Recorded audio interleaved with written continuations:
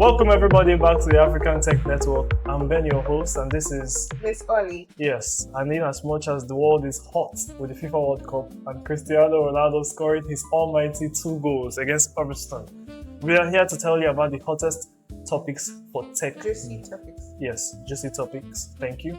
This week. Alright, and in today's episode, I am officially the co-host. I'll be giving you the news breakdown for this tech news week. Running up, Central Bank of Nigeria and also SEC have brought out new fintech rules that's about to smash all those startup fintech companies that don't have money. SPIRO has raised another $55 million. I mean, this company is it's a lot of they're not playing here. They didn't come to play. They didn't come to joke. NCC and CAC have a new telecom ownership rule. We're going to be telling you about that, especially Miss Ollie. Payaza launches Shopaza. And iDICE Founders Lab bring back their second cohort. On our first topic today, we have Central Bank of Nigeria and SEC fintech rule. Regulators aren't just asking who run these companies anymore. They want to know the you in you. Hey, CBN has come up with recent news this week about fintech companies, and they are hot on their tail. So, Miss Ollie, what do you think about this new rule of CBN wanting to know who the UBO of each fintech company is? They are asking who is the owner of this thing, who is the real owner of this thing. And people usually hide ownership through holding companies, trusts, offshore structures, and all of that. So now the regulation is to dive deeper. So what the people are saying is, government is no longer asking who is the CEO. They want to know who owns the real thing. People always hide under the shadow of ownership and holding. So now they're asking who really owns this thing. And regulators are going deeper. They are digging deeper. And I believe that this is not I know a lot of people are complaining, but this is really about transparency. They just want to know. So what do you think about that? Is that really about transparency, or they want to? You really never know what's behind the mask. I mean, it's not. It's nice for CBN to be looking into the real owners of these banks. You understand? But then we don't really know what the strategy is. Right. Yeah. Because you think it's more deeper than what you're saying. It might be more because the government of Nigeria generally. but then it's a good move. Looking at it like plainly, it's a good move. They want to be more transparent. They want to really know what's going on, who is who can hold accountable. In this place. Yes, because there can actually be like fraudulent people behind banks. You get, and you can launder money behind banks. Because they don't really know who is the owner, they don't really know who to hold accountable. Right. And I heard they also told the crypto guys to increase their capital from 500 million to 3 billion naira. To 2 billion naira. 2 billion. Yes, they just want to be sure that whatever it is that happens. Do you think that's what it is? I mean, we can only read what's written down. Yeah, that's true. Yes, because CBN has been hot this week or this month. I don't know whether the World Cup will they bring them hot, but they have been hot. First of all, they come with localization of data. Then they now bring in UBO, want to know who the you and you is, and then bam, they've come to crypto guys. But I believe that this will squeeze out those smaller firms out. You remember early this year, I think CBN, there was technically dropped a blog about CBN saying something about the growth of fintech and how it was alarming.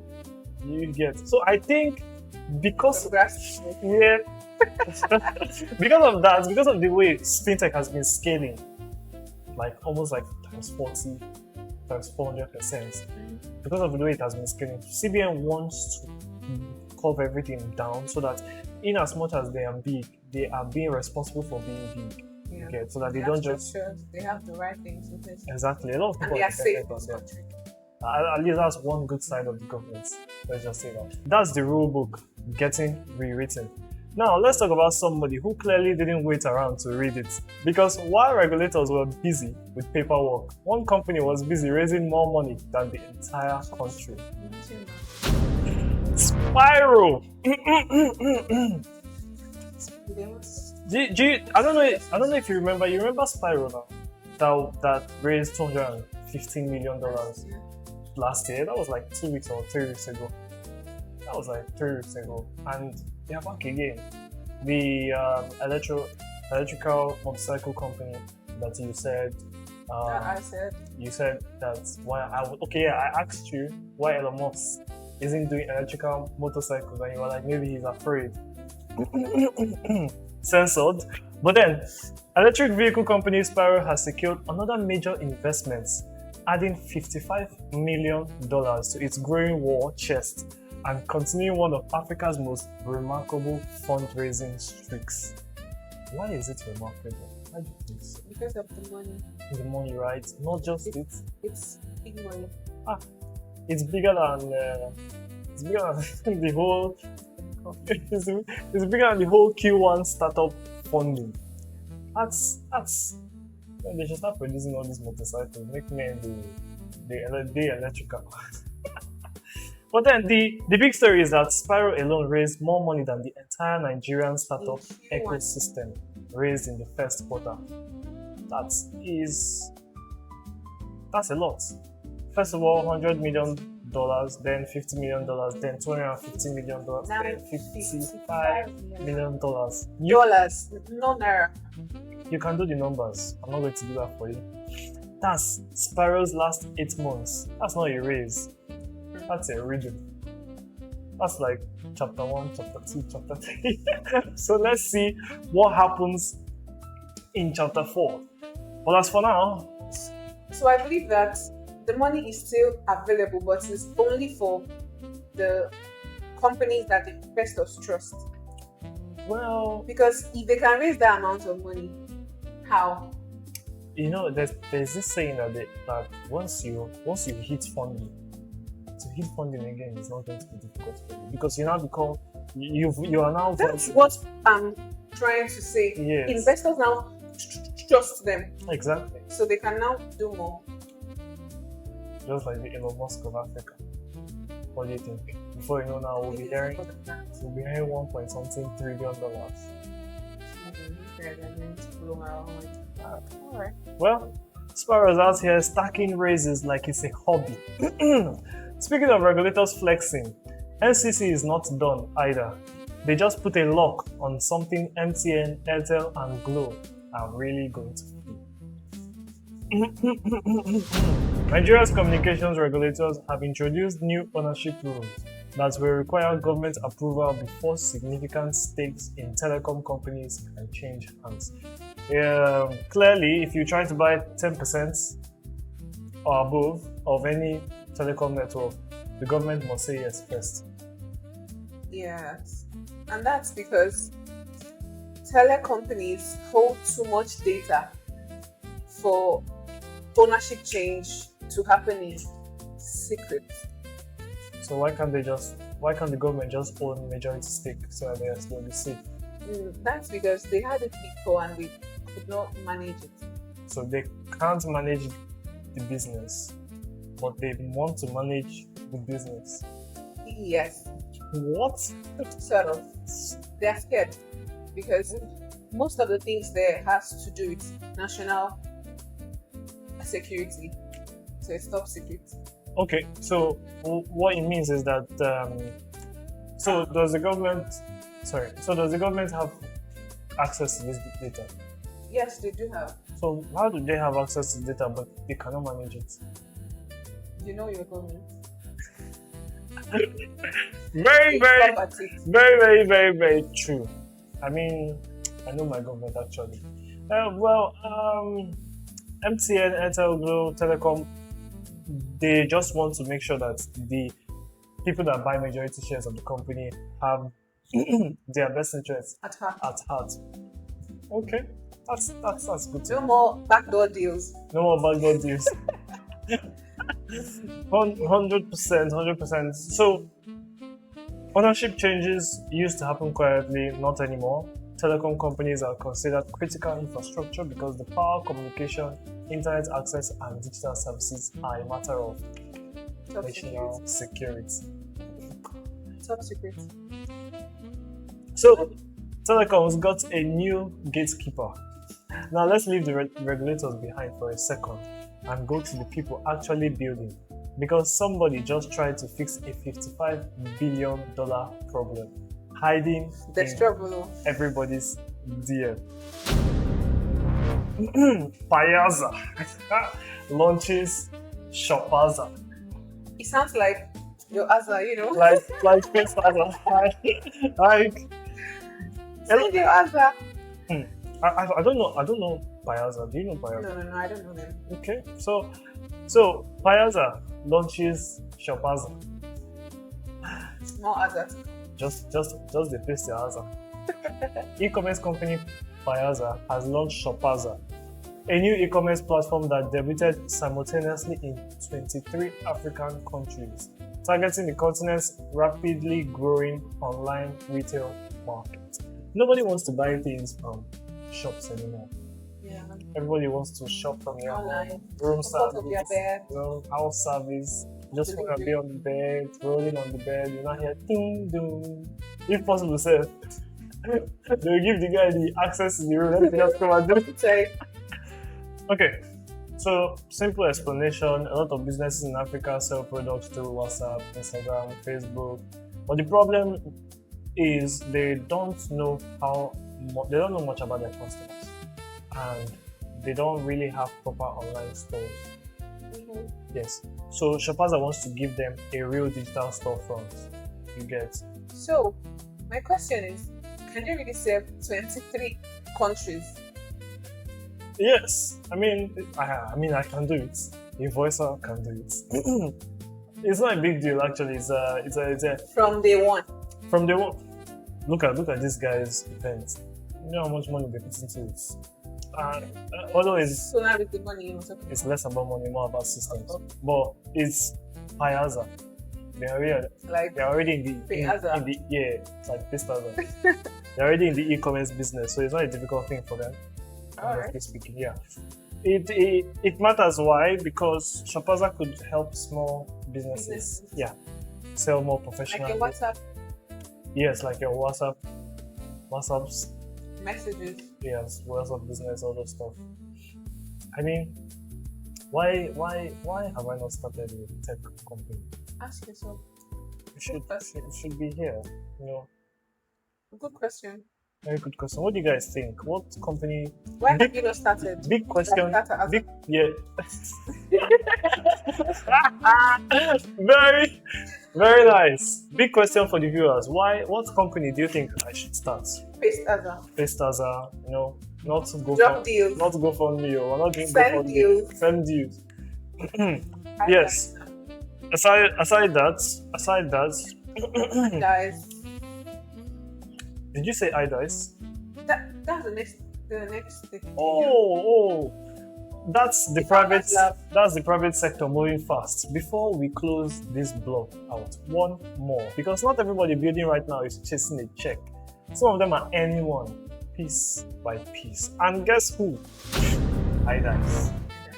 The iDICE Founders Lab has launched its second cohort, bringing together entrepreneurs from across Nigeria under a performance-based opportunity model. Normally, startup programs give startup founders money upfront and hope things work out. But iDICE is yes, hope. Hope is what makes us strong. But now, they are being more strategic about it. They would select, or they have selected, startup founders across the 30 states of Nigeria, taking them to different hubs in each state, coach them, 36 states. groom them. Remember when we were talking about a similar program where I said that they cooked them for 12 weeks? So in this case, they're cooking them again. Tech Expo. Yes, we are cooking them again, but in this case, after the cooking, they will now dish them. So whoever is interested, yes, they'll serve them in front of investors. So whichever food they like, Buffet, pick your choice. yes. But they're not eating them in this game. They're fun. That's if the investors are I think that you said in family. indeed. Indeed. So yes. So it's a very different strategic move from iDICE. I believe it's better than just throwing the money around, because so many people just collect the money and vanish. So this is better than just. So it's literally no startup, no evidence, no funding. Do you know that there's something they used to say? There's something I call startup monopoly. This, like, exactly what you said now. You work hard, build an MVP, you go for funding, you'll be like, oh my god, this guy's product is cool, they'll give you the funds, and then to the next product. That is what they call. The next expo. I'm telling you, that's what they call cashing out with startup funding money. But then, 185 founders in all 36 states, and not one of them gets paid until they are presented in front of opportunities and the opportunities find them Worthy. Exactly. The time is right. So this isn't here's money, good luck. This is your evidence. Show me what you're made of. Show me what you got. Yeah, show me what you got. Yeah. Next, please. Alright. So next, alright, that's the news. Now, here's the part of the show I've genuinely been waiting to get to.